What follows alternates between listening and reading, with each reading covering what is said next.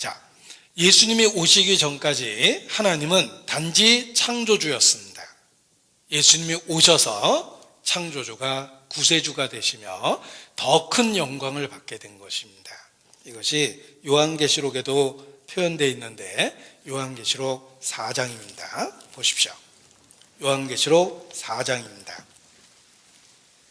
11절 창조주를 노래하고 있습니다. 계시록 4장 11절 창조주를 노래하고 있습니다. 11절 우리 주 하나님이여 영광과 존귀와 능력을 받으시는 것이 합당하오니 이유가 있죠. 주께서 만물을 지으신지라. 만물이 주의 뜻대로 있었고 또 지으심을 받았나이다.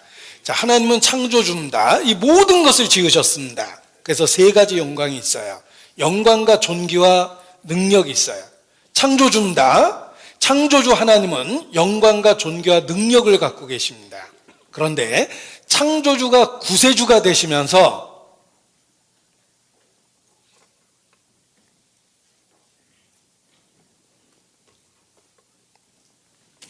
창조주가 구세주가 되시면서 더 큰 영광을 받게 된 거예요. 이제 찬송을 받으시게 되었습니다. 여호와 인자하신가 그의 인생에게 행하신 기이한 일이 생겼습니다. 그 기이한 일을 인하여 그를 찬송할지어다. 인간을 구원하셨어요. 구속하셨어요. 창조주가 구세주가 되셨습니다. 따라서 이제는 단순한 창조주의 영광이 아니라 구세주의 영광을 함께 갖게 된 거예요. 그것이 계시록 5장입니다. 계시록 4장에는 창조주의 영광을 노래하고 있고 계시록 5장에는 창조주가 구세주가 되신 영광을 노래하고 있습니다. 그래서 5장 12절 보세요. 아까는 영광과 존귀와 능력이라는 세 가지밖에 없었습니다. 이제 구세주가 되셨을 때는 7가지 수식어가 붙어요. 12절, 5장 12절. 큰 음성으로 가로되 죽임을 당하신 어린 양이 능력과 부와 지혜와 힘과 존귀와 영광과 찬송을 받으시기에 합당하도다. 아까 창조주일 때는 세 가지 수식어가 붙어 있었죠. 영광과 존귀와 능력. 그런데 이제 죽임을 당하신 어린 양에게 7개의 수식어가 붙어 있습니다. 능력과 부와 지혜와 힘과 존귀와 영광과 찬송입니다. 창조주로서 받았던 영광보다 구세주로 받는 영광이 훨씬 더 커진 겁니다.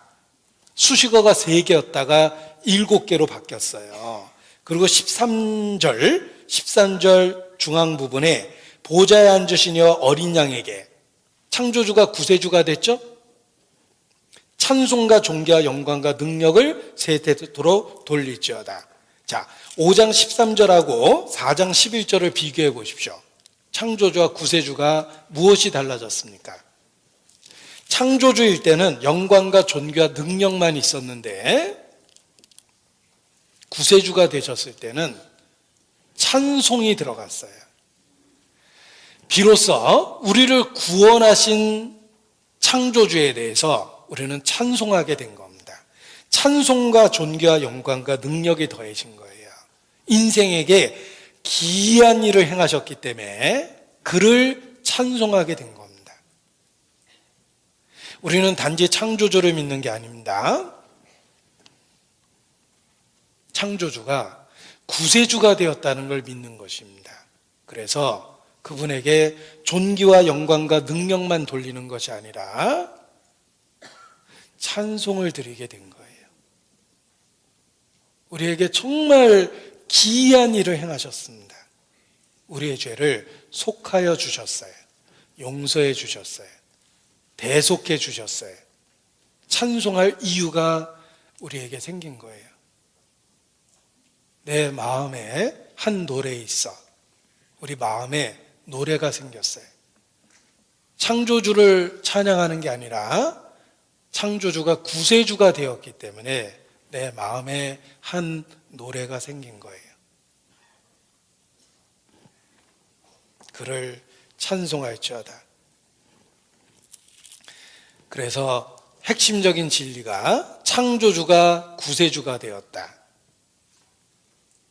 그리고 우리의 죄를 속하여 주셨다는 것입니다. 창구, 속입니다.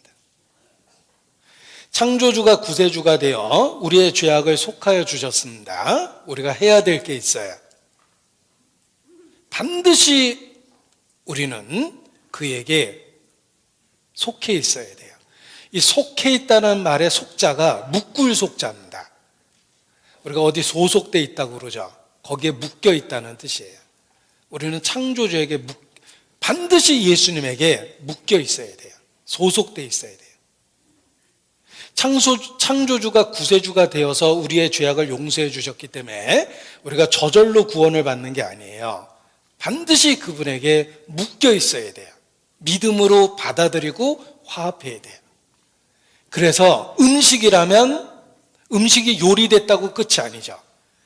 음식이 준비되고 요리됐지만 먹지 않으면 나만 배고픈 거예요. 음식이라면 반드시 먹어야 돼요. 내 살을 먹고 내 피를 마시라.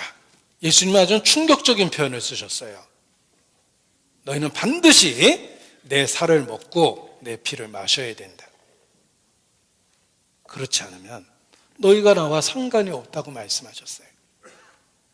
여러분, 한 번 들으면 절대 잊을 수가 없어요. 충격적인 요법을 쓰셨습니다. 내 살을 먹고 내 피를 마시라. 얼마나 충격적입니까?